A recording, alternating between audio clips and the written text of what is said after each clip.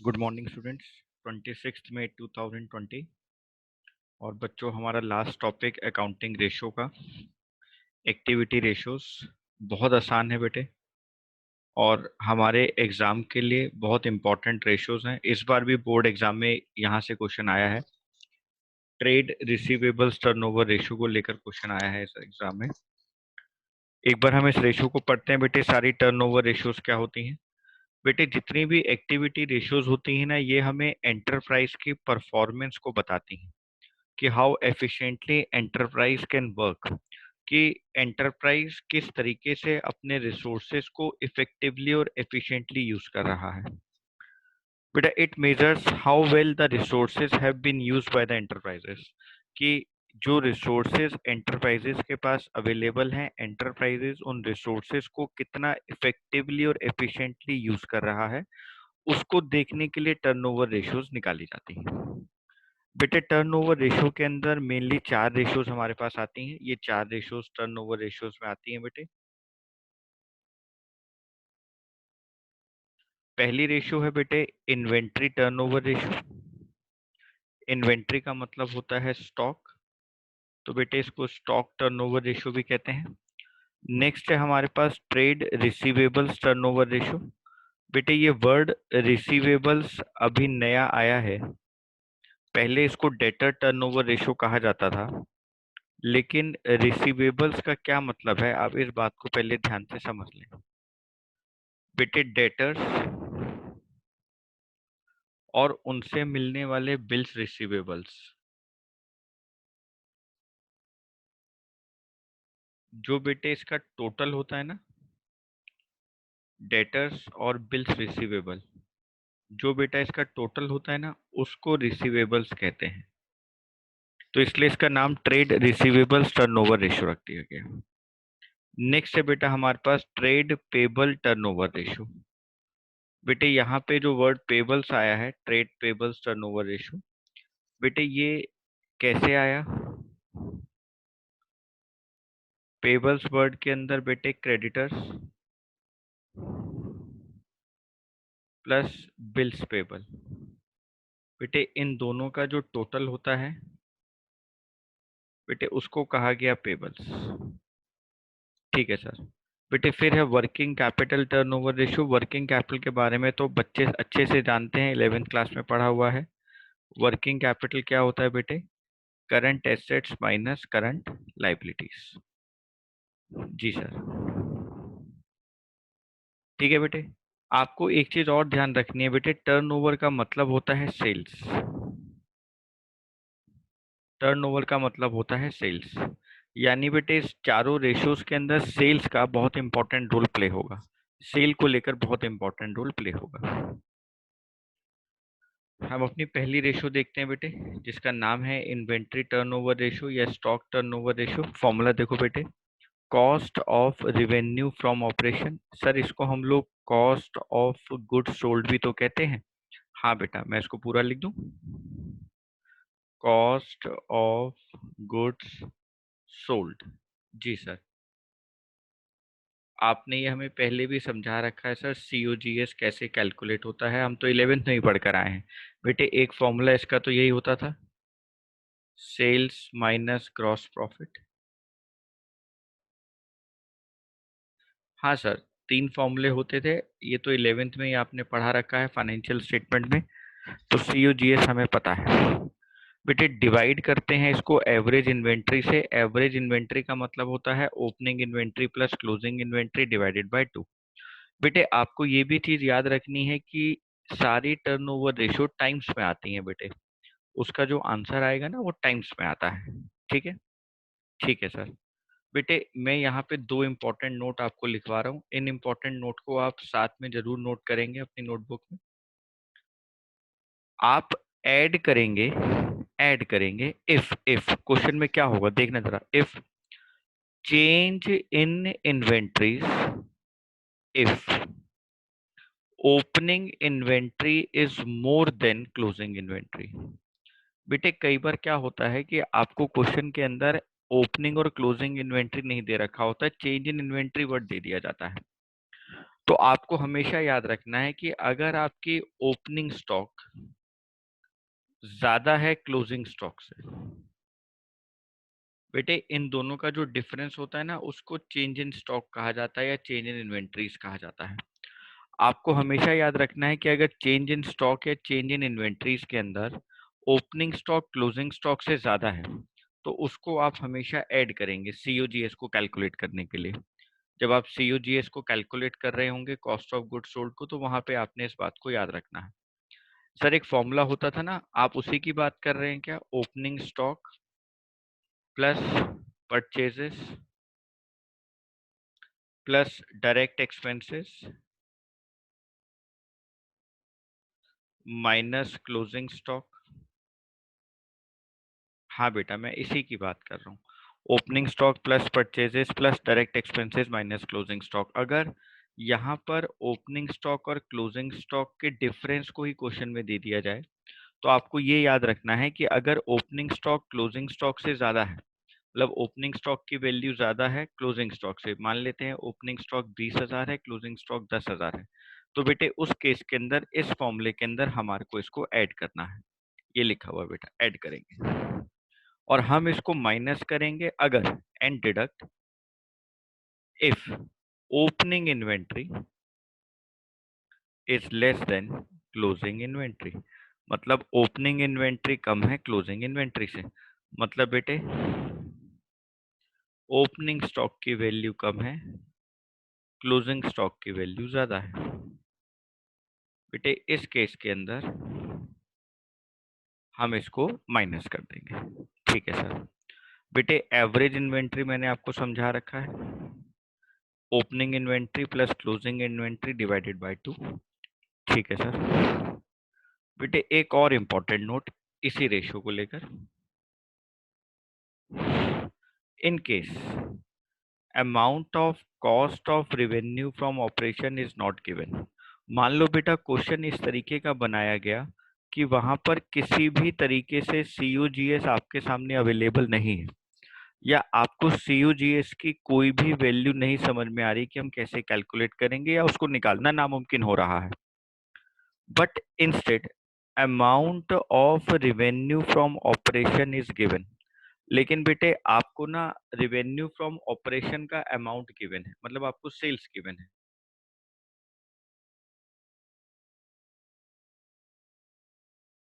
लेकिन बेटे आपको सीयूजीएस की जगह रेवेन्यू फ्रॉम ऑपरेशन मतलब नेट सेल्स आपको क्वेश्चन में गिवन है।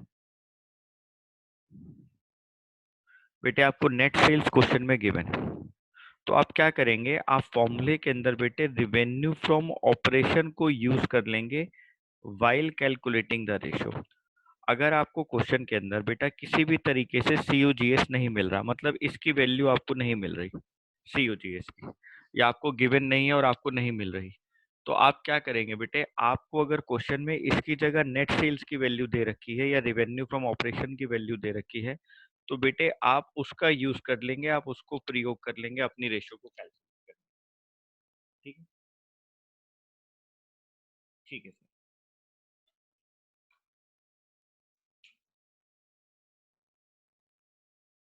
बड़े जल्दी नोट करें, बच्चे साथ साथ नोट करें जल्दी।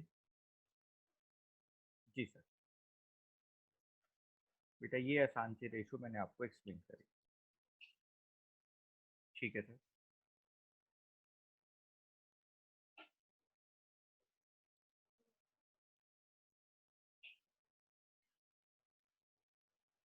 बेटे सेकंड रेशो हमारे पास आएगी,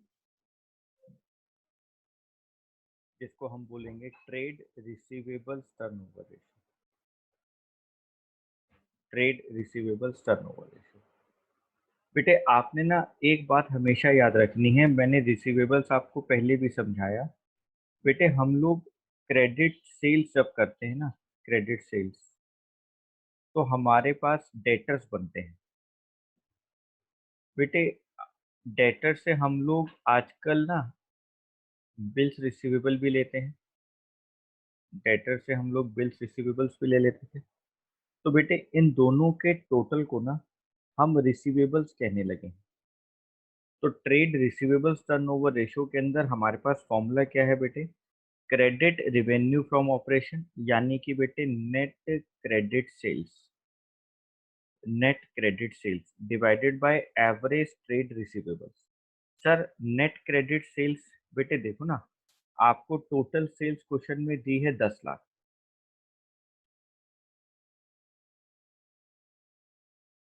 मान लेते हैं आपको टोटल सेल्स क्वेश्चन में दी है 10 लाख।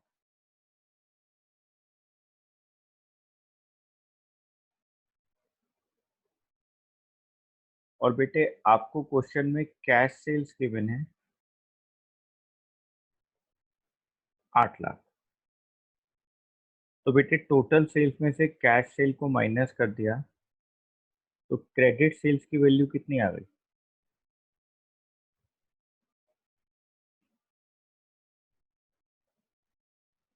क्रेडिट सेल्स की वैल्यू कितनी आ गई बेटे? 2 लाख। तो बेटे नेट क्रेडिट सेल को डिवाइड करना है एवरेज ट्रेड रिसीवेबल से। और एवरेज ट्रेड रिसीवेबल्स को कैसे कैलकुलेट करना है? सर बहुत आसान है, अभी तो आपने हमें बताया था। Opening debtors plus opening bills receivable. बेटे इसको एक ब्रैकेट में प्लस कर लो, फिर बाहर प्लस का साइन लगाओ, ब्रैकेट स्टार्ट करो। बेटे वहां पे क्लोजिंग डेटर्स और क्लोजिंग बीआर को प्लस करो। और बेटे इस पूरे को आप डिवाइड कर दो, डिवाइडेड बाय 2। जैसे फॉर एग्जांपल ये 10,000 है, ये 20,000। ठीक है सर। बेटे प्लस मान लो ये 20,000 है और 20,000। ठीक है सर। तो बेटा 20 और 10 30,000। 20 प्लस 20 40,000 डिवाइडेड बाय 2, यानी सर 70,000 डिवाइडेड बाय 2। वैल्यू कितनी आ गई? 35। वैल्यू आ गई 35। ठीक है सर। बेटे नेक्स्ट हमारे पास आता है डेप्ट कलेक्शन पीरियड, कि आपके जो डेटर हैं आप उससे कितने टाइम पीरियड में कलेक्शन कर पा रहे हैं। तो बेटे या तो आपके पास डेज में कैलकुलेशन होगी, या तो आपके पास डेज में कैलकुलेशन होगी, या फिर आपके पास मंथ्स में कैलकुलेशन होगी। बेटे अगर डेज में आपके पास कैलकुलेशन है तो आप क्या करेंगे, 365, एक साल में 365 दिन होते हैं, आप उसको डिवाइड कर देंगे इन्वेंट्री टर्नओवर रेशियो जो आपने ऊपर कैलकुलेट करी। ठीक है बेटा, सॉरी ट्रेड रिसीवेबल्स रेशियो। आपको जो भी 365 डेज है उसको आप डिवाइड कर देंगे बेटे ट्रेड रिसीवेबल्स रेशियो जो आपने अभी कैलकुलेट करी। ठीक है sir.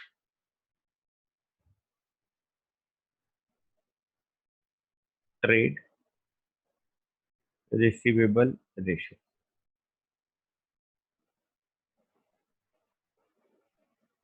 Trade receivable ratio 365 divided by trade receivable ratio 12 divided by trade receivable ratio. बेटे ये वाला जो आंसर है ये डेज में आएगा और ये वाले मंथ्स में आएंगे। मैं दोबारा से बोल देता हूँ, डेब्ट कलेक्शन पीरियड का मतलब है कि आपको डेटर्स कितने टाइम पीरियड के अंदर पैसा वापस करते हैं। मतलब जैसे आज आपने क्रेडिट सेल करी, तो बेटे क्रेडिट सेल के कितने दिन के बाद आपको डेटर पेमेंट करेगा?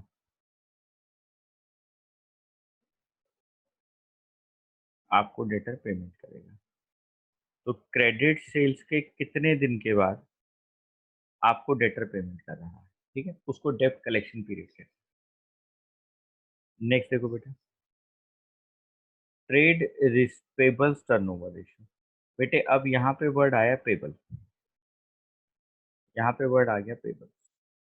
पेबल्स का मतलब है बेटे हम लोगों ने जो कमिटमेंट्स करी हुई हैं अपने क्रेडिटर्स के साथ। तो बेटे यहाँ पे फॉर्मूला क्या बना, net credit purchases divided by average trade payables. Net credit purchases का क्या मतलब है? सर इसका मतलब है परचेजेस माइनस परचेज रिटर्न। हाँ बेटा, परचेजेस माइनस परचेज रिटर्न। और बेटे एवरेज ट्रेड पेबल का क्या मतलब है? एवरेज ट्रेड पेबल्स का मतलब है opening creditors plus opening bills payable plus closing creditors plus closing bills payable divided by 2। ठीक है सर। बेटे यहाँ पे हमें निकालना होता है एवरेज पेमेंट पीरियड की, हम लोग कितने एवरेज टाइम में पेमेंट कर देते हैं अपने क्रेडिटर्स को। तो या तो मंथ्स में वैल्यू होगी या डेज में होगी। मंथ्स में होगी तो आप 12 मंथ्स ले लेंगे, और अगर डेज में होगी तो 365 ले लेंगे divided by trade payable turnover ratio. Answer months में भी आ जाएगा या डेज में भी आ जाएगा। ठीक है सर। बेटे हमारी लास्ट रेशियो है इसमें वर्किंग कैपिटल टर्नओवर रेशियो।